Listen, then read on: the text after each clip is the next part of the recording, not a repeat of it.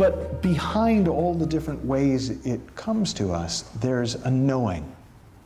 There's a capacity to just know things that logic says we can't know.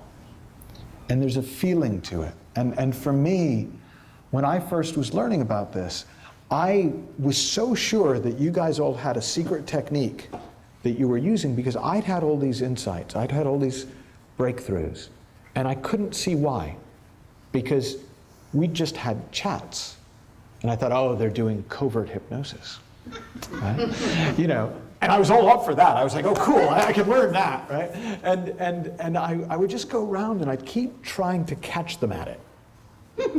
And I'd go studying. I went to see Bill Pettit give a talk to a group of doctors in Northern California. And Bill Pettit, he's a psychiatrist. He ran the University of Western Virginia Mental Health Institute. I'd heard extraordinary stories about the people that he'd been able to help turn their lives around. And I was so excited to I was the only non-doctor there. I gave them a big donation and they let me in, right? So I sat in the back of the room. And I had my notebook out because I was going to catch him. I was going to figure out what he was doing so that I could teach it, so that I could share it, so that I could use it. And even and this was wisdom for me, I put my notebook down after 5 minutes because I got it. I got it in everything about who Bill was. He was so sure that everybody was sane at core that you would have gone nuts trying to convince him that you were nuts. He just didn't believe in mental illness.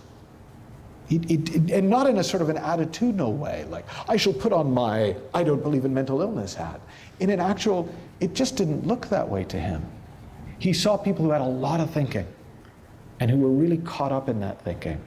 And it to the point where they could get physically ill and to the point where it could lead to longer term problems, and it could even trigger their genes and trigger things in their genetics that might create schizophrenia and other mental illnesses.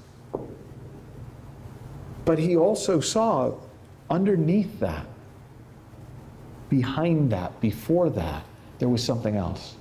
There was that, fresh out of the womb wisdom, that fresh out of the oven well-being, that had been covered over, had been misplaced, but it hadn't actually gone anywhere. It's like when you lose your keys and they're right where you left them, but you've checked there 3 times, right? Your keys didn't go anywhere, but just something, you're so in your head, you just couldn't see them.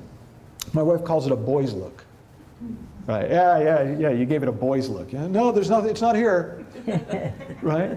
But we do that with our wisdom. We overlook our knowing. But if we slow down even a little bit and we look again, it's right there where we left it. It's just right there for the taking.